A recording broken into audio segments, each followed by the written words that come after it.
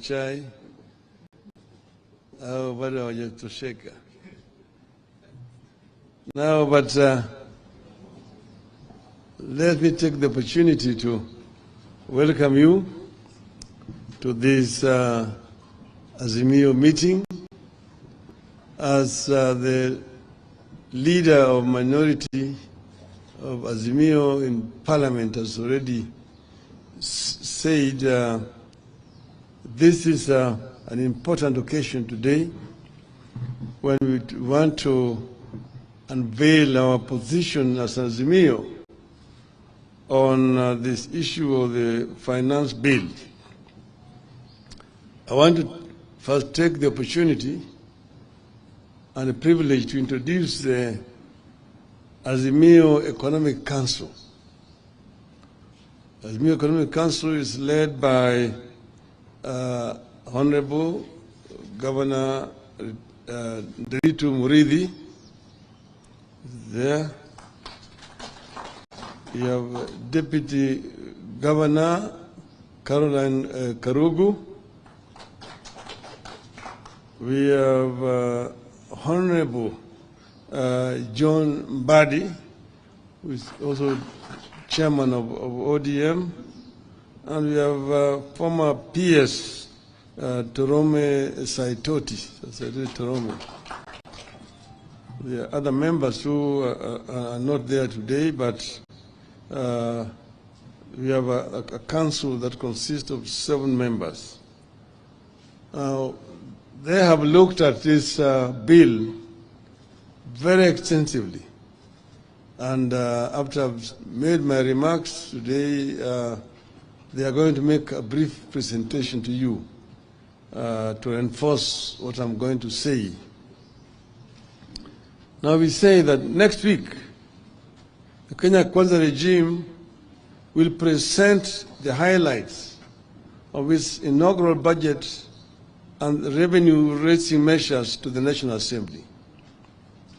As usual, it seeks to amend laws relating to various taxes and duties, such as the Income Tax Act, Value-Added Tax, the VAT Act, Tax Procedures Act, and Excise Duty Act, while proposing new taxes, regulations, and incentives.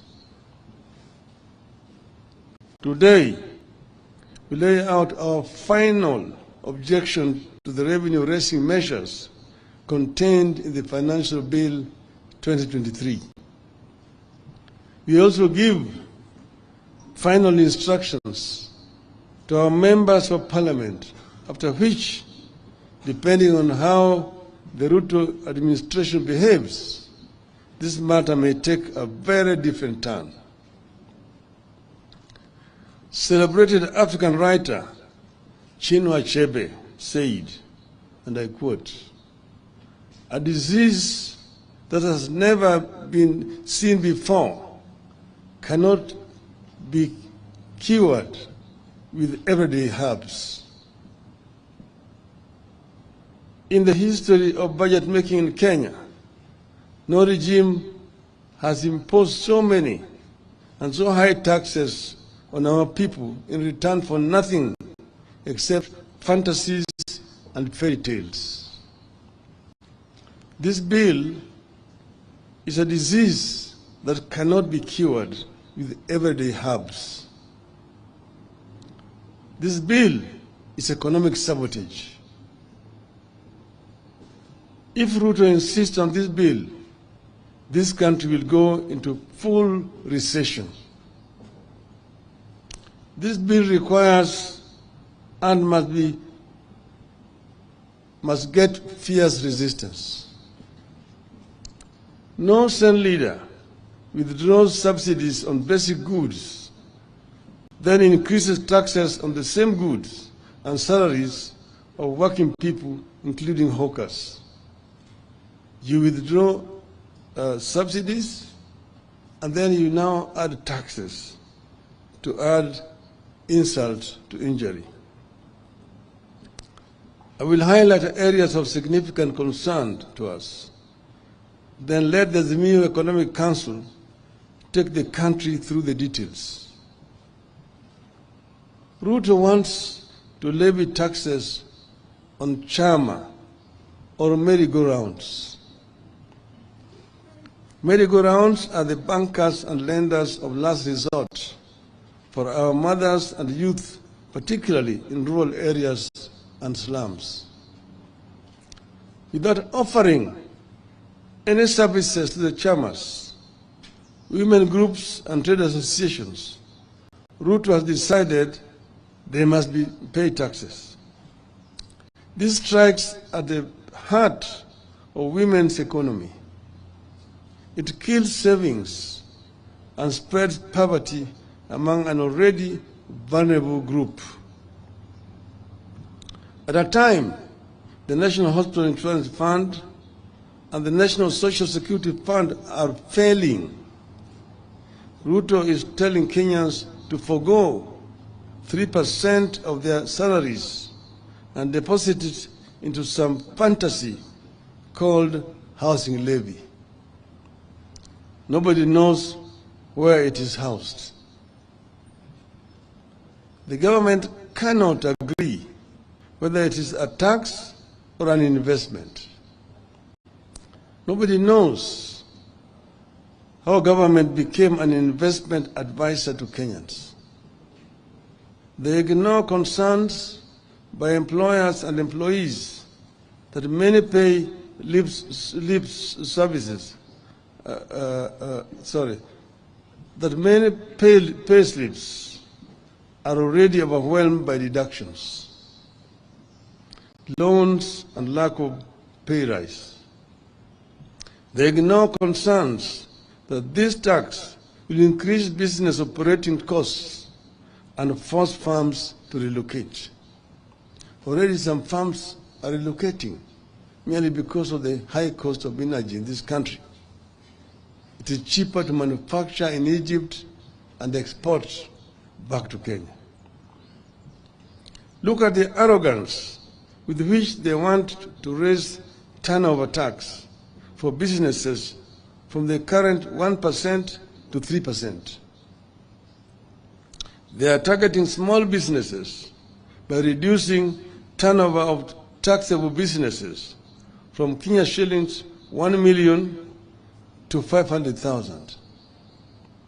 With this, any small business that sells goods and services worth 1,370 daily will pay a turnover tax of 15,000 per year, regardless of whether the business makes a profit or not. That sounds like a memo on how to kill businesses and the economy. Nobody now knows where the bottom-up economy went. The mama mboga, the boda boda, the juakali, the hustlers.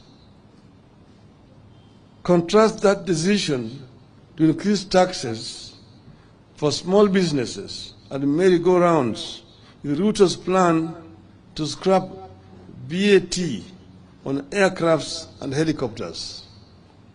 A benefit that should be extended to small businesses is being extended to the rich who trade aircrafts. This is not bottom-up, this is top-bottom. Ruto promised to respect every job and its contribution to the economy.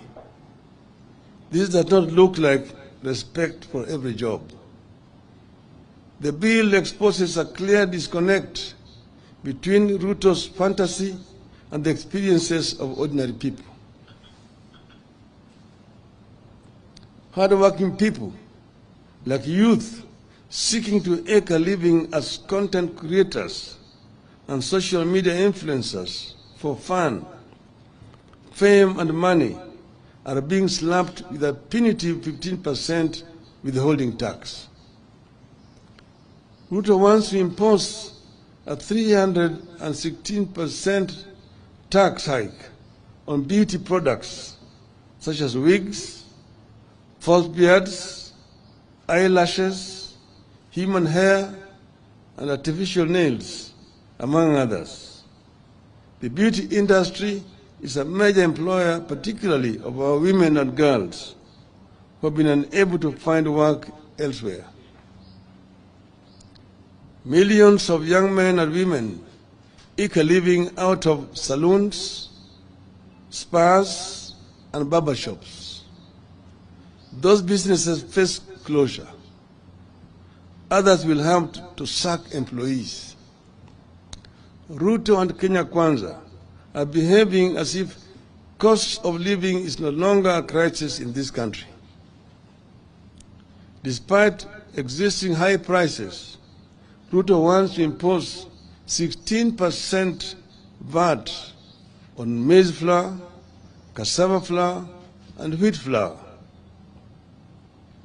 It gets worse when we factor in the proposal to expose agricultural pest control products, transportation of sugarcane, raw materials for fertilizer manufacturing, and fertilizers to VAT. The net effect is that costs rise again. From his fantasy world, Ruto wants to double the VAT on fuel from 8% to 16%. Palm prices will increase by 9 shillings per litre of diesel and 10 shillings per litre of petrol. The cost of goods, bus fare, and production will immediately rise again. Healthcare has impoverished millions of Kenyans. But Ruto wants to expose pharmaceuticals and medicaments to taxation by removing them from the zero-rated to tax-exempt list, targeted at the price of lifelong medication like insulin and those for chronic illnesses like diabetes and hypertension. After raising the cost of fuel, they want to raise advance tax on motor vehicles. Advance tax on passenger vehicles will increase from the current Kenya shillings 2,400 to at least Kenya shillings 5,000, and from 3,000 to at least 5,000 for commercial vehicles. Trucks will now pay at least 60,000 shillings annually, up from 20,000 shillings.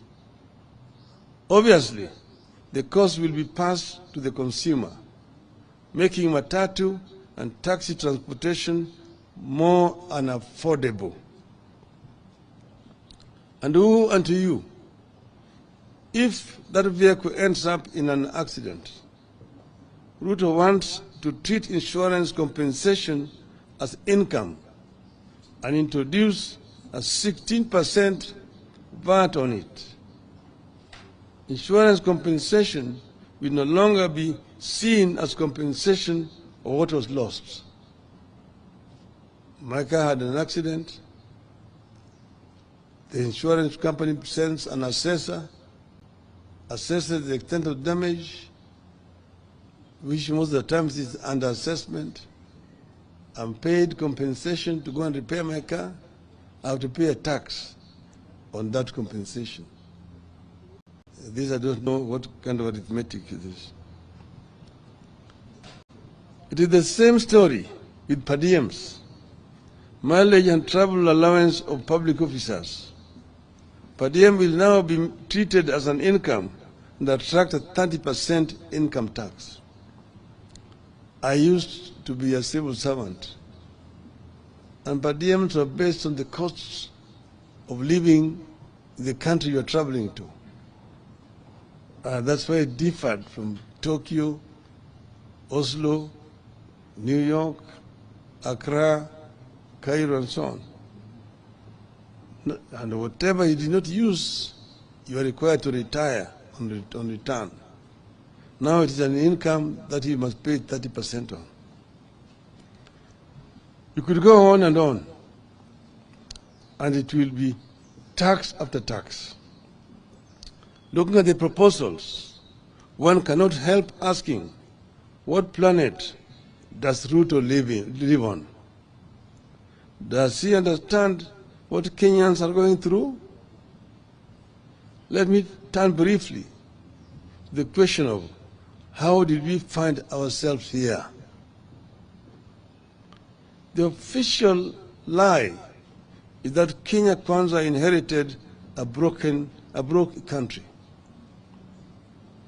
The truth is, the cash crunch has been caused by economic mismanagement, wasteful spending, corruption, and the hiring of incompetent personnel. This worsening economic situation has been manufactured in State House and the office of the President in the last 8 or so months.